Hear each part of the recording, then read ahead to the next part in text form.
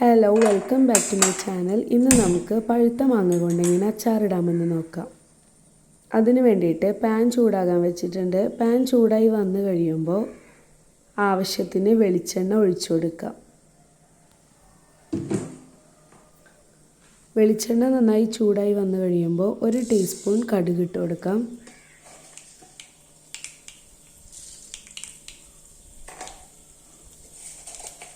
കടുക് ഇതുപോലെ പൊട്ടി വന്നു കഴിയുമ്പോൾ 2 ടീസ്പൂൺ ഉലുവ ഇട്ട് കൊടുക്കാം.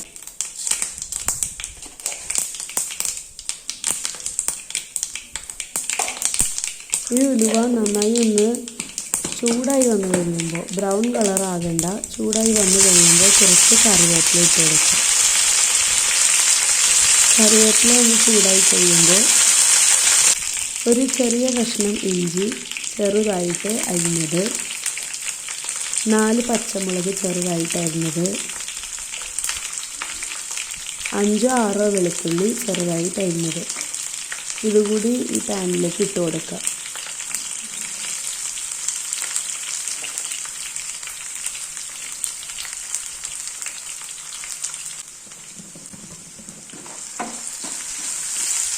ഇനി ഇത് നന്നായി ഒന്ന് വഴറ്റി കൊടുക്കുക.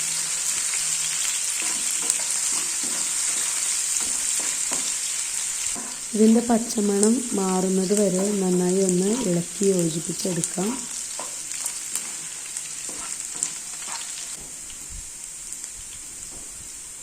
ഇതൊന്ന് ചെറിയ രീതിയിൽ വാടി വരാൻ വേണ്ടി നമുക്ക് സിമ്മിലിട്ട് കൊടുക്കാം.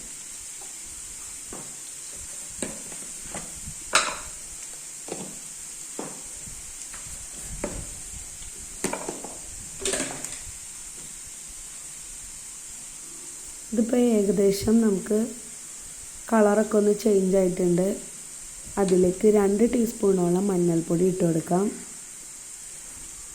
ഇനി അതിലേക്ക് 3 ടീസ്പൂണോളം മുളക് പൊടി ഇട്ട് കൊടുക്കാം. ഞാനിവിടെ എടുത്തിരിക്കുന്നത് കാശ്മീരി മുളക് പൊടിയുടെയും സാദാ മുളക് പൊടിയുടെ മിക്സാണ്. അതാകുമ്പോൾ എരിവും കിട്ടും, കളറും കിട്ടും. അച്ചാറിനൊക്കെ ഉപയോഗിക്കാൻ നമുക്ക് ഇതാണ് നല്ലത്. ഇത് നല്ല രീതിയിലൊന്ന് ഇളക്കി യോജിപ്പിച്ചെടുക്കാം. ഇതൊന്ന് സെറ്റായി റെഡി ആയി കഴിയുമ്പോൾ ക്യൂബുകളാക്കി അരിഞ്ഞു വെച്ചിരിക്കുന്നത് നമ്മുടെ പഴുത്ത മാങ്ങ ഈ മിക്സിലേക്ക് ഇട്ട് കൊടുക്കാം.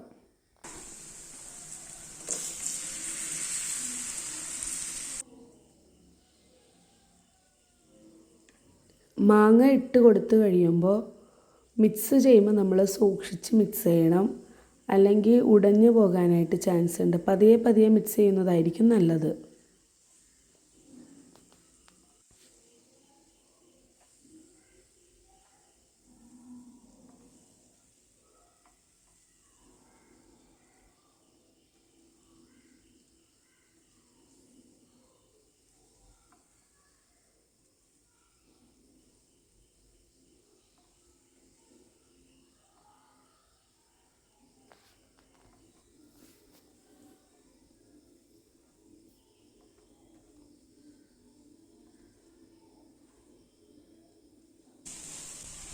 ഇപ്പോൾ ഈ മാങ്ങ നല്ലോണം ഒന്ന് മിക്സായി റെഡി ആയിട്ടുണ്ട്.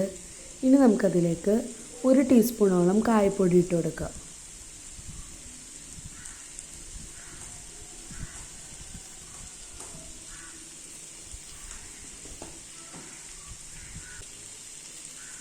മൂന്ന് ടീസ്പൂണോളം പൊടിച്ച ശർക്കര ഇട്ട് കൊടുക്കുന്നുണ്ട്. ശർക്കരപ്പാനി ഒഴിച്ചാലും കുഴപ്പമില്ല.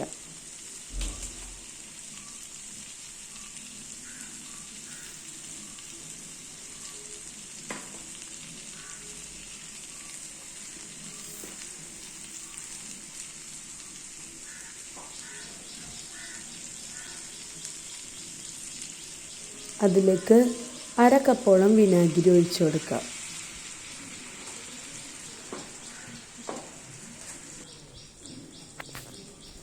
ഇനി അതിലേക്ക് ആവശ്യത്തിന് ഉപ്പിട്ട് കൊടുക്കാം. ഇനി ഇതെല്ലാം കൂടി ഒന്ന് ഇളക്കി യോജിപ്പിച്ചെടുക്കാം. ഇതിലെ വെള്ളം പകുതി വറ്റി ഇതൊന്ന് കുറുകി സെറ്റ് ആവണത് വരെ നമുക്ക് ഇതൊന്ന് സിമ്മിലിട്ടിട്ട് പറ്റിച്ചെടുക്കുകയോ അല്ലെങ്കിൽ ചെറിയ രീതിയിൽ ഇതുപോലെ ഇളക്കി കൊടുത്ത് യോജിപ്പിച്ചെടുക്കുകയോ ചെയ്യാം. ഇനി ഇതൊന്ന് കുറുകി വന്നു കഴിയുമ്പോൾ നമ്മുടെ മാങ്ങാച്ചാർ റെഡി ആയിട്ടുണ്ട്. ഇത് എല്ലാവരും ട്രൈ ചെയ്ത് നോക്കുമെന്ന് വിശ്വസിക്കുന്നു. ട്രൈ ചെയ്തിട്ട് ഫീഡ്ബാക്കൊക്കെ ഒന്ന് കമൻസിലൂടെ അറിയിക്കുക. എൻ്റെ ചാനൽ ആദ്യമായിട്ട് കാണുന്നവരാണെങ്കിൽ ലൈക്ക് ചെയ്യുക, ഷെയർ ചെയ്യുക, കമൻറ്റ് ചെയ്യുക. പ്ലീസ് ഒന്ന് സബ്സ്ക്രൈബ് ചെയ്യുക. അടുത്ത വീഡിയോ നോട്ടിഫിക്കേഷനായിട്ട് വരുന്നതിന് വേണ്ടിയിട്ട് ബെല്ലൈക്കണൊന്ന് പ്രസ് ചെയ്തേക്കുക. ഇപ്പോൾ നമ്മുടെ മാങ്ങാച്ചാർ ഇവിടെ കുറുകി സെറ്റായി വന്നിട്ടുണ്ട്. ഇനി ഇത് ചൂടാറി കഴിയുമ്പോൾ നമുക്ക് ഒരു ഭരണിയിൽ എന്തെങ്കിലും ഇട്ട് വെച്ചിട്ട് സ്റ്റോർ ചെയ്തെടുക്കാം. അപ്പോൾ അടുത്ത വീഡിയോ ആയിട്ട് കാണാം. Thank you for watching.